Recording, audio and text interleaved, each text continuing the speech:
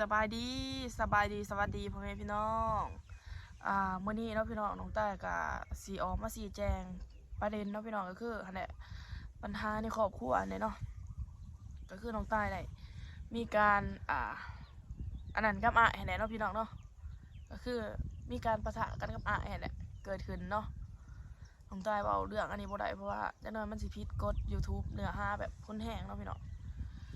ก็คือน้องต้าบ่ได้อยากให้มันเกิดเหตุการณ์แบบนี้เลยเนาะ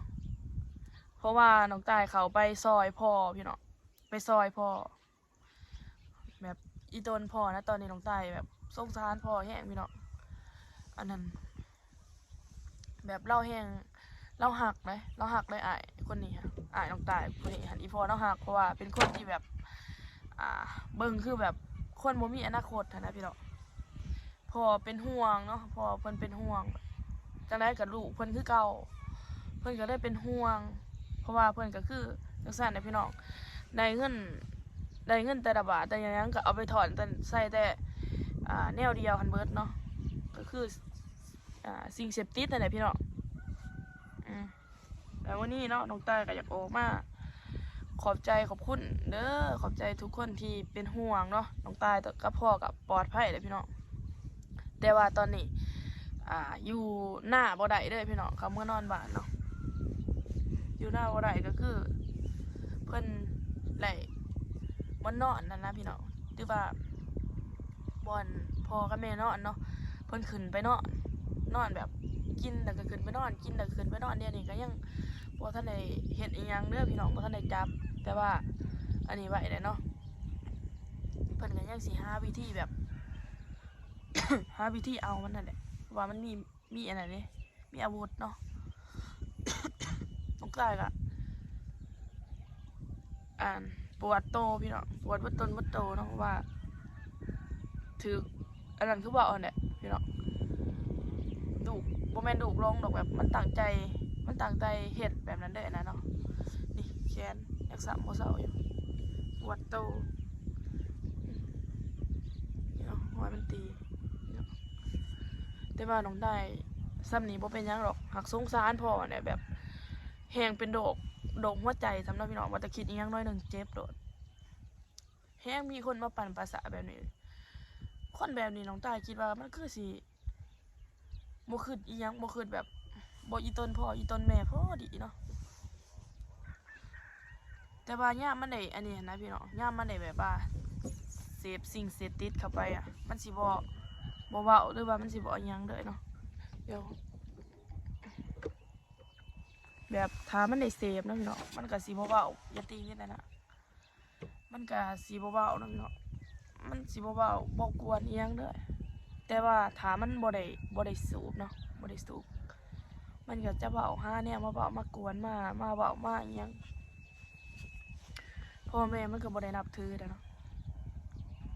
มันบ่ได้นับถือบ่ได้อันนี้เด้ออ้ายน้องบ่อยู่มันแฮงบ่ย้านไผมันแฮงเก่งเนาะแต่ว่าคนในครอบครัวนี่เฮ็ดหยังมันบ่ได้เนาะต้องบางพึ่งเนาะพี่น้องบางพึ่งที่พึ่งสุดท้ายก็คือเจ้าหน้าที่เนี่ยเนาะแต่ว่าตอนนี้เพิ่นก็ยังสิแบบประสานงานประสานหยังที่น้องต้ายถ่ายคลิปมันบ่เห็นดอกพี่น้องเพราะว่ามันบ่มีโทรศัพท์เนาะ มันขอโทษน้ำเสียงนะพี่น้องเพราะว่าอันนั้นไข่เนาะหรือว่าเจ็บคอเนี่ยปวดต้นปวดโตจักมาบ่ได้อันนี้สิยางมาจากกินยากับบ่เช้าพี่น้องเอ้ยหากแต่ว่าผู้ที่เป็นแม่เนาะผู้เป็นแม่ก็ยังตัดใจบ่ได้พี่น้องยังทำใจบ่ได้คือแบบสั่วกระดูกโตดีกระดูกโตไหนคือเราคิดเนาะเราบ่คิดซะว่าอยากเอามันไปเพื่อจะให้มันดีขึ้นเนาะเพื่ออนาคตมันสิดีขึ้นแบบเฮาเอาไปบำบัดอีหยังนะพี่น้องแม่ก็ยังเศร้าอยู่เด้อแม่นี่น้องตายก็อุกใจน้ำแม่นี่แหละแบบว่าแต่ได้ยินว่าแต่สิเอาลูกเราไปเราเศร้าเลยพี่น้องอีแม่แต่ว่าคนที่อยู่นำก็คือน้องตายเนาะน้องตายบ่มีความสุขเลยพี่น้องบ่มีความสุขแนวใดหูบ่ก็คือเนาะเฮาสิเฮ็ดหยังมันก็เว้าใส่เว้าแบบ เบาผู้ชายอิหยังคือเบาเป็นเบาดีแท้พี่น้องเลยอายุบ่แม่นน้อยๆอายุ30สิเข้า40ได้พี่น้อง30สิเข้า40แต่ก็ยังบ่เปลี่ยนบ่แปลงเนาะคนผู้เก่ามีลูก1คนกับอดีตภรรยาเพิ่นเนาะมีลูก1คนแต่ว่าเขาก็เมียบ่เอาพี่น้องเมียบ่เอาก็คือแบบทำได้ครอบแบบดีลูกที่เมียคือก็ว่าเนี่ยแบบสร้างความเดือดร้อนให้ครอบครัวเนาะก็ได้เป็นคนเร่ร่อนแบบนี้แหละแต่ว่าเร่ร่อนก็มาอยู่น้ำพ่อน้ำแม่เนาะมาอยู่น้ำพ่อน้ำแม่แต่ว่าบ่เคยเฮ็ดให้พ่อแม่มีความสุขอยู่แบบอยู่แบบบ่อันนั้นน่ะบ่สร้างอันนั้นบ่สร้างบ่เฮ็ดเวียกเฮ็ดงานแล้วยังมาสร้างปัญหาอีกเนาะทุกสิ่งทุกอย่างแบบกินน้ำพ่อน้ำแม่ดีกว่าน้องเนาะพี่น้องน้องเป็นคนหาน้องเป็นคนหามาหาหยังก็กินน้ำเฮาแต่ก็เว้าไว้เฮานะถ้าผู้ใดเคยมีลูกมีหลานหรือว่าสิเข้าใจเนาะว่าคนที่ถูกสิ่งเสพติดครอบงำมันสิเป็นจังไดเนาะพี่น้องถ้าว่าคนที่ว่าเพิ่นผ่านจุดนี้มาก็คือสิหูดีเนาะว่าเป็นจังไดก็พยายามอดทนมานี่ได้ปีแล้วพี่น้องเพราะว่าตะกี้เพิ่นไปเมืองไทยเนาะไปเมืองไทยไปทำงานที่ประเทศไทยเนี่ยโดนจับเนาะโดนจับได้ส่งมาประเทศลาวแล้วก็ไปสร้างความบุญไหวให้ชาวบ้านก็คือไปทะเลาะวิวาทเนาะพี่น้องเขาก็ตำรวจลาวเพิ่นก็ได้จับเขาคุกอีกหลังจากพ้นคดีเนาะพ้นคดีก็คือมาอยู่น้ำพ่อน้ำแม่จังซี่แหละพี่น้องแต่ว่ามีเฮือนให้อยู่เลยก็น้องตายก็พ่อและแม่เนาะสิได้ออกมาอยู่มันอยู่หน้าพี่น้องมาอยู่หน้ามาอยู่เทียงน้อยๆมาอยู่กระต๊อบน้อยๆก็คือโมเมนต์มาบ่มีบ้านเด้พี่น้องมีบ้านเนาะเป็นยังคือมาอยู่น่ะตอนนั้นเนาะอยู่บ้านแต่แบบว่าเสียงอยู่ในบ้านเนาะมันมีคนร้ายหมู่บ้านเนาะแต่มันทะเลาะกับพ่อเนี่ยพี่น้องมันทะเลาะกับพ่อแบบสร้างความบุญไหวให้แกชาวบ้านเนาะก็ได้แบบพ่อกับแม่เพิ่นก็ได้ตัดปัญหาเนาะพี่น้องย้ายมาอยู่หน้าเนาะมาอยู่หน้าเนี่ยบัดนี้มาอยู่หน้าแล้วพี่น้องมาอยู่หน้าแล้วบัดนี้ย้ายมานำเพราะว่าคิดว่าสิให้มันให้อ้ายเนาะผู้ที่ว่าก่อเหตุอ้ายของหลวงตาเองนี่แหละอยู่บ้านเนาะและเขาน้ำโมเมนต์ว่าพ่อแม่บ่ให้กินได้เขาน้ำกันสิส่งถ้าว่าเพิ่นบ่มาบุญมาว่าเนาะก็คือเฮ็ดให้พ่อแม่ทุกข์ใจนะพี่น้องแต่เป็นยังคือว่าก็มันก็บ่อยู่คือเก่าเนาะก็ยังออกมาหน้ามาบุญมาไหว้พ่อแม่อ้ายเอื้อยน้องหรือว่าอ้ายน้องน้องชายก็บ่เข้าใจคือกันว่าคนแบบนี้เป็นยังคือว่าอันนั้นแบบบ่ไปเสียชีวิตแทนเขาพวกเขาดีๆพุ่นน้องชายได้ในความคิดน้องชายใครสิว่าน้องชายบ่ดีก็อย่างแบบความอดทนมันมีขีดจำกัดนะพี่น้องเงินค้ำนี่บ่แม่นว่าบ่ให้อ้ายเนาะน้องชายก็อีต้นอ้ายแหละแบบเป็นคนที่บ่มีอนาคตบ่มีแบบบ่มีอนาคตจะได้บ่ฮู้บ่รายเงินนี่เอาไปถอนใส่ตัวเดียวเบิดหลังจากอันนั้นเนาะเด็กก็มาเดดอนคือเก่าหลังจากมันออกนะติดยาเบิดก็มาเดดอนคือเก่าเก่งคนผู้เดียวเก่งกว่าหมู่ในครอบครัวพ่อแม่เบ้ากับบ่ได้เบ้ามันก็ทำร้ายร่างกายคือเห็นนั่นแหละเนาะบางบ้านนี่ก็ก่อน้องตายสิเจ็บโตก็คือน้องตายเห็นพ่อเห็นมันเฮ็ดให้พ่อนะพี่น้องน้องตายกับเขาไปซอยพ่อเนาะแต่ว่าแม่น่ะเพิ่นสิดึงออกได้แม่น้องตายนี่บ่สนใส่เพิ่นเลยใส่เพิ่นกับพ่อเนี่ยก็ได้ว่าจังได๋ก็บ่แพ้ดอกไผสิว่าบ่ดีก็ยากแต่ว่ามันความอดทนมีขีดจำกัดพี่น้องน้องตายนี่คือเห็นมันด่าพ่อด่าแม่นี่เนาะน้องตายนี่เจ็บเข้าไปได้เจ็บแบบเจ็บใจนะพี่น้องเจ็บใจหูว่าเจ็บใจยังเจ็บใจที่เฮ็ดยังมันบ่ได้เพราะว่ามันเก่งกว่าหมู่ในครอบครัวเนาะ เห็นพ่อกับแม่ถูกใจน้องตายแห้งถูกใจกว่าเพิ่น บางว่าออกมาอยู่หน้าแหละอยู่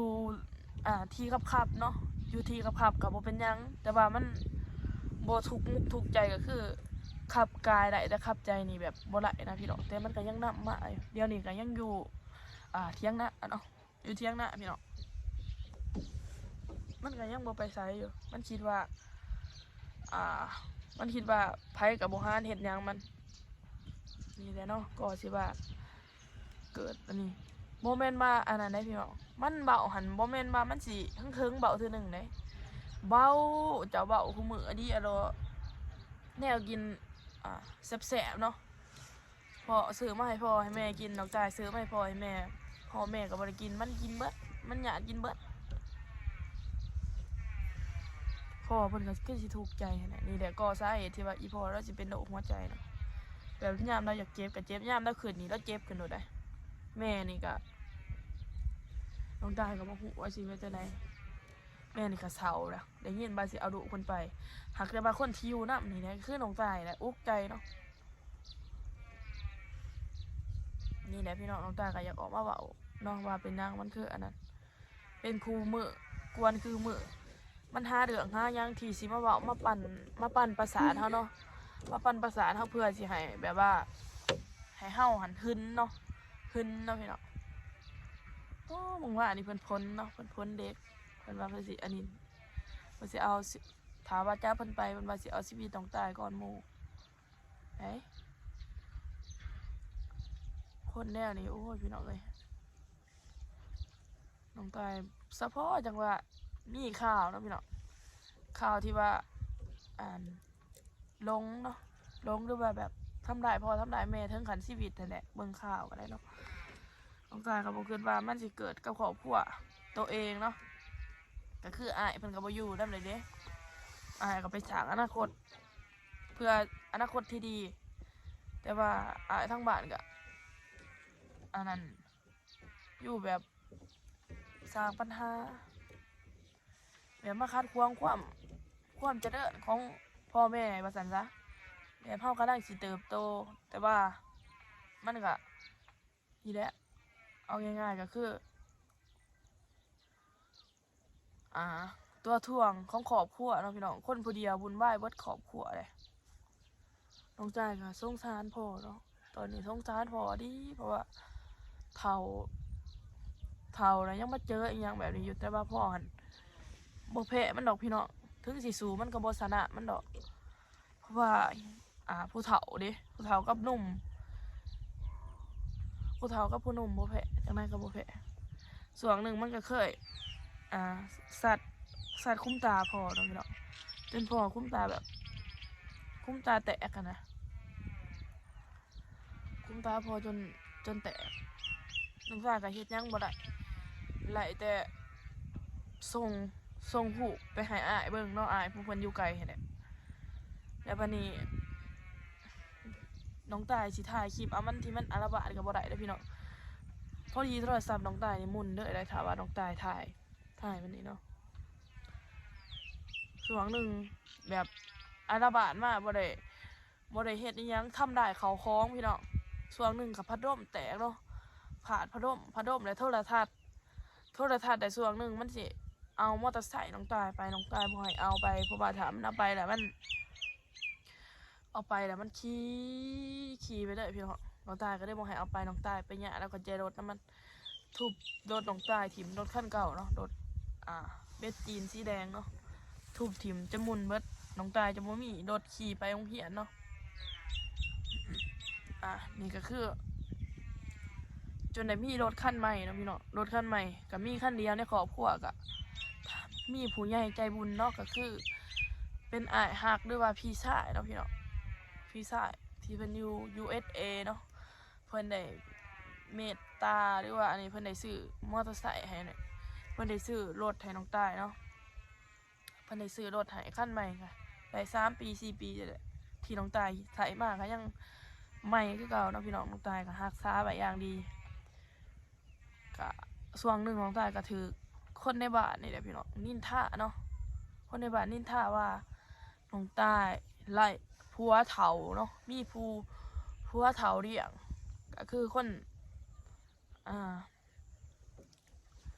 ก็คือคนในบ้านหรือว่าคนที่เฮ็ดคลิปนี่แหละพี่น้องเบาหักเฮาสิออกสื่อก็บ่ได้เนาะแต่ว่าน้องต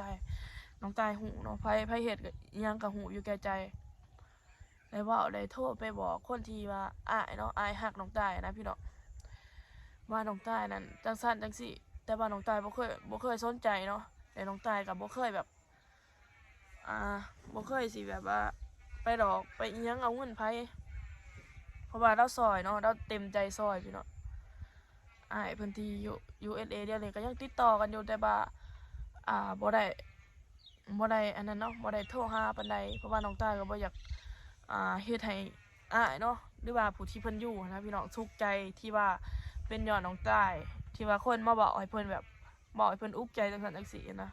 พี่น้องน้องตายก็ได้ว่าตัดปัญหาเนาะบ่ได้โทรบ่ได้หยังหาแต่ว่าก็ยังบ่ได้ลืมบุญคุณนะพี่น้องบ่ได้ลืมบุญคุณเพิ่นเนาะน้องตายก็ยังแบบฮักแต่บางดีเนาะถึงสิบ่ได้เงินบ่ได้ค้ำกับบ่ได้คิดได้พี่น้องน้องตายบ่ได้คิดว่าอยากได้เงินอยากได้ค้ำได้บ่ได้คิดว่าถ้าได้เพิ่นโทรมาว่าสิส่งเงินส่งค้ำบ่น้องตายบ่ได้คิดถ้าว่าเพิ่นสิเอารถคืนหรือว่าอีหยังน้องตายก็สิให้เนาะแต่ว่าน้องตายก็ยังแบบเป็นห่วงอ้ายคือเก่านะพี่น้องเพิ่นก็มีลูกมีเมียอะไรบ่แม่นว่าเพิ่นสิบ่มีลูกมีเมียอะไรเพิ่นก็ยังแบบว่ามีแฟนของเพิ่นแต่ว่าคนอ้อมข้างนี่เนาะคนแถวหมู่บ้านเบาบ่ฮู้ว่าจังได๋เขาจะได้เฟซแล้วเนาะก็คือได้เฟซก็คือน้องตายซื้อรถมาแล้วพี่น้องน้องตายไปแท็กซื้อเฟซอ้ายผู้เพิ่นซื้อรถให้นั่นแหละก็คือเขารถได้เฟซเขารถเบาก็ย่างว่าเป็นหยังพี่น้องถือว่าบุญเฮาเบิดซ้ำนี่เนาะบ่ได้หวังว่าสิอันนี้ดอกถ้ามีโอกาสน้องตายก็อยากตอบแทนเนาะอยากตอบแทนอ้ายเพิ่นหรือว่าถ้าเพิ่นมีโอกาสมาแล้วก็อยากต้อนรับอย่างดีเนาะดูแลเพิ่นอย่างดีนะพี่น้องในฐานะน้องสาวเนาะในฐานะน้องสาวคนหนึ่งที่ว่าบ่ได้น้องตายบ่ได้คิดอีหยังมากกว่านั้นเลยพี่น้องเราก็บ่ได้คิดอีหยังมากกว่านั้นกับน้องตายเลยมีแต่คิดว่าเป็นน้องสาวเป็นน้องรักนั่นแหละเนาะเพิ่นก็ฮักพ่อฮักแม่พี่ถ้าเพิ่นโทรมานี่เพิ่นบ่ได้อันนี้สู่อันนี้น้ำน้องตายแล้วเพิ่นพูนถามหาแต่พ่อเนาะเพราะว่าเพิ่นฮักพ่อเด้พี่น้องฮักพ่อนี่แหละเนาะก็น้องตายก็อยากเว้าซ้ำนี่แหละพี่น้องมีแต่ว่าขอบใจเนาะขอบใจขอบคุณที่เป็นห่วงเป็นใหญ่นี่น้องตายถ่ายคลิปลงนี่เพิ่นก็เป็นห่วงอ่ะแหละเพิ่นก็ว่ามีหยังให้อ้ายซอยมีหยังให้อ้ายซอยบอกเด้อเพิ่นว่าแต่ว่าน้องตายบ่อยากรบกวนเพิ่นเนาะน้องตายบ่อยากรบกวนเพิ่นนั่นแหละนี่แหละก็สิมาเว้าวันนี้แหละพี่น้องมาเว้าความในใจแบบตอนนี้ในใจน้องตายมันลายเรื่องพี่น้องมันอุกใจแทนพ่อแทนแม่เนาะแบบจักสิคิดเรื่องเวียกเรื่องงานแบบเฮาเป็นเสาหลักของครอบครัวนะเรื่องเวียกเรื่องงานก็พอได้เรื่องปัญหาครอบครัวแบบเฮาดูได้ทุกอย่างนะในครอบครัวเฮาก็กดดันมีความกดดันตัวเองเนาะพี่น้องและมาเจอเรื่องแบบนี้น้องตายแห้งถูกใจนะพี่น้องน้องตายแบบคืดแบบคือแบบเอาง่ายๆน้องตายคิดสั้นนะพี่น้องคิดสั้นก็คือแต่ว่าน้องตายก็ขึ้นไปขึ้นมากับแบบว่าถ้าน้องตายเป็นอีหยังไปไผสิเบิ่งพ่อเบิ่งแม่ได้เนาะก็ได้ว่าบ่เป็นหยังเรื่องแบบนี้มันมีทางแก้นะพี่น้องมีทางแก้เนาะน้องตายก็สิให้กฎหมายเนาะให้กฎหมายเพิ่นเรื่องแบบนี้ป้าให้กฎหมายเพิ่นจัดการเองเนาะถ้าว่าน้องตายเป็นอีหยังไปน้องตายเมื่อยจนคิดสั่นพุ่นเลยพี่น้อง สมมุตินี่น้องตายบ่ฮู้ว่าเป็นโรคซึมเศร้าจักบ่หลายเรื่องอยู่หรอกในเนาะเนาะภายนอกอาจสิเบิ่งละเด้อพี่น้องแต่ว่าภายในนี่จะเป็นอีหยังต่ออีหยังเนาะอันนั้นผู้ปรึกษาก็บ่มีผู้ปรึกษาก็อ้ายเนาะเพิ่นก็ค่าเวียกค่างานต่างแต่ว่าน้องตายเข้าใจแล้วพี่น้องต่างคนต่างมีหน้าที่เป็นของตัวเองเนาะมีแต่นี่แหละมีแต่น้องนี่แหละเนาะพี่น้องบอกกับน้องแก้วเนี่ยเพราะว่าน้องแก้วก็มีพี่ชายคือกันที่ว่าเป็นแบบนี้เนาะผู้นั้นแห้งครับน้องแก้วจนยางหย่อนแม่นบ่คนแบบนี้แต่ว่าผู้นั้นเราบ่ได้ตีพ่อตีแม่นะเราหายแต่น้องซื่อๆเราบ่ได้เบาให้พ่อให้แม่อุกใจอะนะ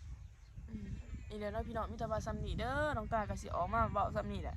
ใครมีหยังอยากถามพามาได้เด้อพี่น้องก็มีหลายคนที่แสดงความเป็นห่วงเป็นใยน้องตายก็ต้องขอบใจขอบคุณหลายๆเด้อถึงน้องตายสิบ่ได้ตอบทุกคอมเมนต์เนาะแต่น้องตายก็อันนั้นเนาะพี่น้องน้องตายก็อ่านคอมเมนต์เบิ่งทุกคอมเมนต์เด้อขอบใจขอบคุณหลายๆเนาะมีแต่ว่าพอกันใหม่คลิปหน้าสำหรับคลิปนี้ก็สิขอจบเพียงเท่านี้เด้อบ๊ายบาย